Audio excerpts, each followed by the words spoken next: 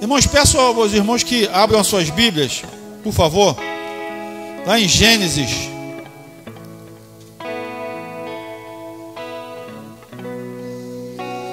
Gênesis capítulo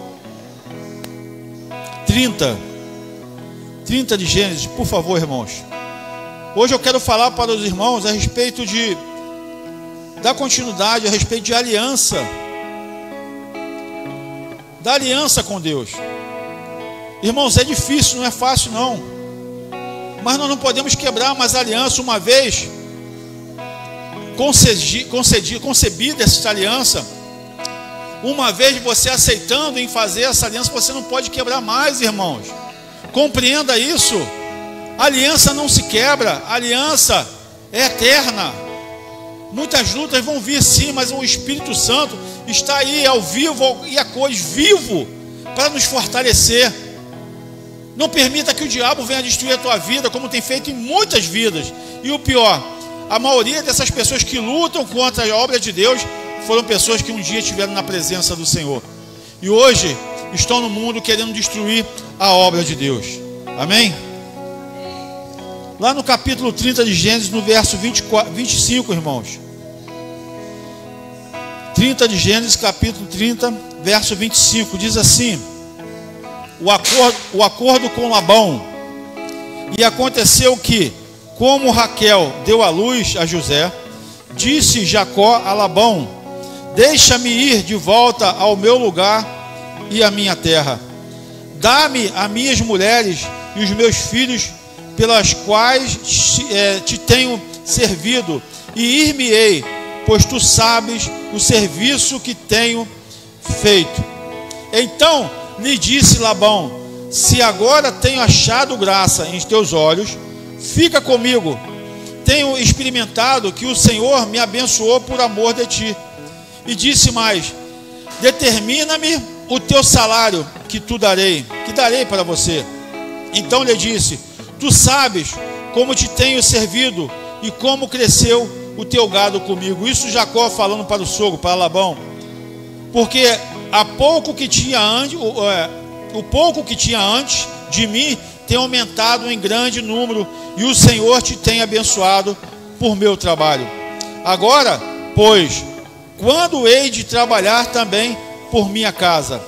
E disse ele: que te darei? Então disse Jacó: nada me darás. Se me fizeres isto, tornarei a apacentar e a guardar o teu rebanho. Passarei hoje por todo o teu rebanho, separando dele todos os salpicados e malhados, e todos os negros entre os cordeiros e os malhados e salpicados entre as cabras. Isto será o meu salário. Amém? Até aí, irmãos. Então, aqui nós lemos uma história. O contexto dessa história, irmãos, diz o seguinte: que quando Jacó saiu do meio dos seus pais, da terra que ele vivia com os pais dele, com Isaac, ele fugiu, ele saiu de lá fugido, porque ele fez algo que realmente ali foi uma mentira que ele usou, né? Usurpou um direito no qual ele não tinha. Mas eu vejo, o meu ver, pastor Marco, eu vejo que assim, o irmão dele, no sentido, não levou em consideração, ou seja, não levou a sério as coisas que Deus deu para ele, que foi Esaú, a primogenitura. E ele ali, irmãos, o contexto dessa história, se você for ler, é muito interessante, que quando Esaú, a Bíblia diz que ele era um homem caçador, dominador, um homem muito usado por Deus para caça, era um homem forte, e diz a Bíblia que ele era um homem muito peludo.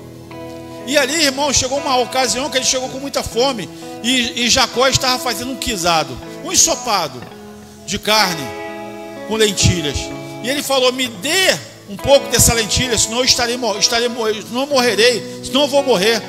O desespero que ele estava, Esaú. No contexto dessa história, Jacó falou assim: te dou sim, te dou um prato bem cheio, mas primeiro você tem que me passar a tua primogenitura. E daí para cá, irmão, veio toda essa briga, toda essa luta, porque Jacó, a Bíblia fala que ele já lutava no ventre da mãe dele por causa dessa primogenitura. E a Bíblia diz que Jacó nasceu agarrado no calcanhar de Esaú, seu irmão. E ali, meu irmão, houve então um reboliço ali. Jacó teve que fugir por uma terra distante. E Jacó foi para essa terra de Labão conhecer a sua esposa, na terra que ali ele foi servir aquele homem, é o tio dele. E ali, irmãos, ele serviu durante 7 anos aquele homem sem receber salário. E por incrível que pareça, nesse tão pouco trecho que nós lemos aqui, você percebe que o próprio Labão declarou que Jacó fez ele prosperar, fez ele a fazenda dele crescer, porque sabia muito bem que Deus agia na vida de Jacó.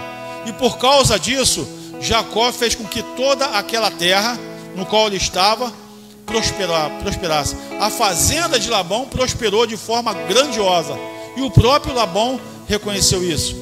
E houve ali uma mentira muito grande, que Jacó se apaixonou por uma das filhas de Labão.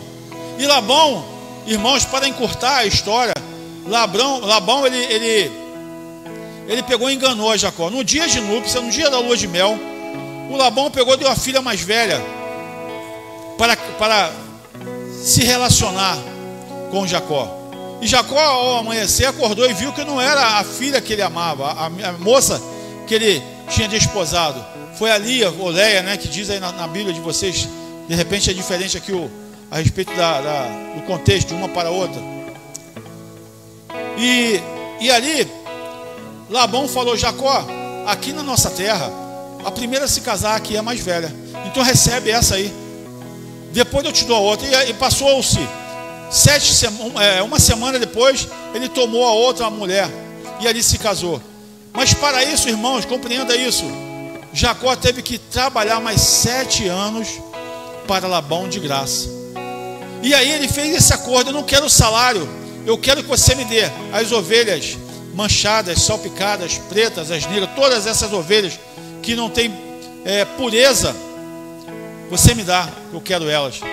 Mas aí Labão, muito cheio de maldade, pediu para os filhos pegar todas essas, os bodes inclusive, pretos, as salpicadas, e separar, levar para bem longe. Pela sabedoria que Deus deu para Jacó, Jacó fez com que essas ovelhas viessem, irmãos, a dar cria. As ovelhas que ele cuidava era tudo branquinha, a dar cria, salpicadas, manchadas e pretas, porque quando isso acontecia, aquelas ovelhas pertenciam a Jacó. E houve ali um milagre de tal forma, irmão, que Jacó ficou mais rico e poderoso do que o próprio sogro. Irmãos, e a Bíblia vai nos contar que Jacó teve que sair daquele lugar ali fugido, porque Labão ficou com tanta inveja de Jacó que queria tomar novamente dele aquilo que ele havia conquistado. Então, meu irmão, do que o Senhor está nos falando esta noite? Que muitas das vezes, irmãos, nós como ovelhas, nós somos com falhas, temos defeitos, né? Nós somos manchados, mas Deus está separando justamente essas ovelhas que têm manchas, que não são puras no olhar, mas por dentro o coração é puro. O coração é cheio da presença de Deus, é cheio da misericórdia no qual Deus necessita para que nós tenhamos a salvação eterna. Então, até nisso, até pelos animais, irmãos, Deus tem falado aos nossos corações. Mas aí não fica só por isso, irmãos. No versículo 28, aí mesmo, de Gênesis, perdão, no capítulo 28 aí de Gênesis, no verso 11, diz assim: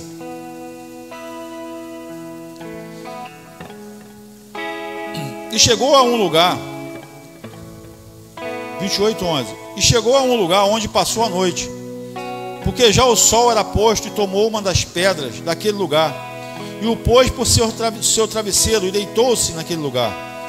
E sonhou, e viu uma escada erguida na terra, cujo topo tocava nos céus, no qual os anjos de Deus subiam e desciam por ela. E eis que o Senhor estava no topo dela e disse: eu sou o Senhor Deus de Abraão teu pai, e o Deus de Isaque. Esta terra em que estás deitado darei a ti e à tua descendência. e a tua descendência será como o pó da terra, e estender-se-á ao ocidente, ao oriente, ao norte e ao sul. E em ti e na tua descendência serão benditas todas as famílias da terra. E eis que estou contigo e te guardarei por onde quer que fores. Depois te farei tornar a esta terra, porque não te deixarei até que haja cumprido o que te tenho falado. Então você vê, meu irmão, aqui que no versículo 13, houve aqui uma aliança do Senhor para com Jacó, nesse lugar que ele estava chamado Betel, um lugar que significa a casa de Deus. E lá no versículo 28, no capítulo 28, no verso 16, diz assim: e Labão tinha duas filhas, o nome da mais velha era Leia ou Lia, depende da tradução da Bíblia, e o nome da menor era Raquel, no qual Jacó era apaixonado. Leia, porém, tinha olhos tenros, mas Raquel era de formoso semblante e formosa à vista. E Jacó amava a Raquel e disse: 7 anos te servirei por Raquel, tua filha menor. Então disse Labão: melhor é que eu a dê a ti do que eu a dê a outro homem. Fica comigo. Então disse Labão: assim, versículo 20, assim serviu Jacó 7 anos por Raquel, e estes lhes pareceram como poucos dias, pelo muito que a amava. No verso 21, e disse Jacó a Labão: dá-me minha mulher, porque meus dias são cumpridos, para que eu me case com ela. Então reuniu Labão a todos os homens naquele lugar e fez um banquete. E no versículo 23 diz assim, só para conferirmos: e aconteceu a noite que tomou Leia sua filha e a entregou a Jacó, que se deitou com ela. Então ali, meu irmão, você vê que por mais que você seja fiel a Deus, você seja um homem correto, você seja uma mulher correta, por mais, irmãos, querido e amado, que pessoas venham querer te enganar, não se preocupa, Deus não é cego e Deus não é surdo para não ver aquilo que estão fazendo com você. Deus fez uma promessa, Deus fez uma aliança contigo, não se preocupe. E ali Jacó viu que toda essa tramóia, toda essa enganação que Labão tinha feito com ele, o que Jacó fez? Eu vou perseverar, eu vou continuar, porque eu tenho promessa da parte de Deus para comigo, e eu também não posso deixar de cumprir a promessa, a aliança que eu fiz para com Deus. Porque quando Jacó vinha da terra dos pais deles e deitou nesse monte chamado Betel, ou Luz, lá naquele lugar ele viu uma escada que subia anjos e descia. E naquele lugar ali, irmãos, o próprio Jacó, quando acordou daquele sonho, ele fez uma aliança com Deus. Jacó fez uma aliança com Deus e ainda prometeu de tudo aquilo que ele ganhasse, não por barganha, irmão, compreenda isso, não barganhando a Deus, mas com amor. De tudo aquilo, Senhor, que o Senhor me der, eu lhe darei o dízimo. Até nisso, irmãos, o Jacó foi fiel com Deus.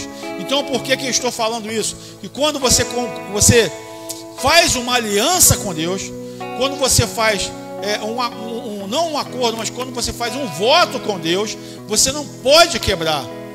Porque se você quebrar, todas as promessas de Deus não irão te alcançar. Compreenda isso.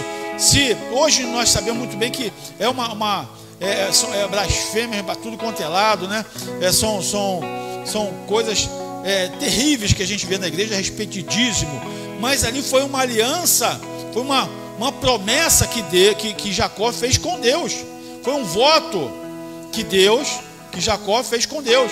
Então quando nós fazemos voto com Deus, Senhor, se você falar assim, um exemplo aqui: Senhor, eu vou te servir por resto da minha vida, não saio mais da tua presença. Irmãos, você tem que servir ao Senhor por resto da tua vida. Você não pode mais sair da presença do Senhor. Por isso, irmãos, que muitos se afastaram da presença de Deus e estão hoje no mundo o quê?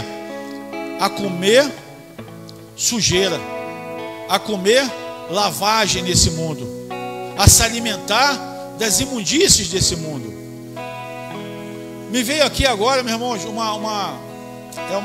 uma comparação, quando a gente fala na hipérbole, oi? Uma ilustração não, um desenho que tem na Disney, né? O Rei Leão, lembra do Rei Leão? Interessante essa história do Rei Leão, que você vê que quando o pai do jovem, do Simba, do leãozinho morreu, veio como se fosse representando Satanás, o tio dele, acusando ele que tinha matado o pai. E ele fugiu para bem longe. E no deserto, no final do deserto, ele chegou quase a morrer. Mas de repente, antes dele morrer, ele estava tão cansado, tão deprimido com a morte do pai, que apareceu naquele meio inteirinho ali, dois animaizinhos, né? Um javali e outro aquele suricato que fala, né? É isso mesmo? E um suricato, né? E ali começaram a conversar, pensando, ele é um leão, vai comer, a gente vai crescer e vai comer. Então vamos fazer o seguinte, vamos fazer a cabeça dele para que ele seja igual a nós. E levou ele para uma floresta, um paraíso, né? Um harém no meio do deserto. E lá neste lugar, olha isso, irmãos, como é interessante. E lá neste lugar, você vê que o leão é carnívoro. O leão tem que se alimentar de outros animais, né? Não por prazer, mas porque é a natureza do leão. Mas eles fizeram a tal ponto a cabeça do leão, que ele foi crescendo. E ele se alimentava de quê? De larvas, de insetos. Ele não se alimentava mais das promessas que o pai dele tinha feito para ele. E que promessa era essa? O reino é seu. Todo esse reino aqui, você vai tomar conta, é teu. Todos os animais irão te servir. Então, meu irmão, minha irmã, é por esse lado. E quando o diabo fez com que, né, representando o tio dele, fez com que ele saísse da terra dele para ele guardar. Eu estou trazendo isso, irmãos, fazendo uma comparação conosco, assim, com que somos crentes, né? Que isso que o diabo tem feito no meio da igreja, tem feito a cabeça da pessoa. Deixa eu ver aqui, irmão, o nome exato. Perdão, achei. Analogia.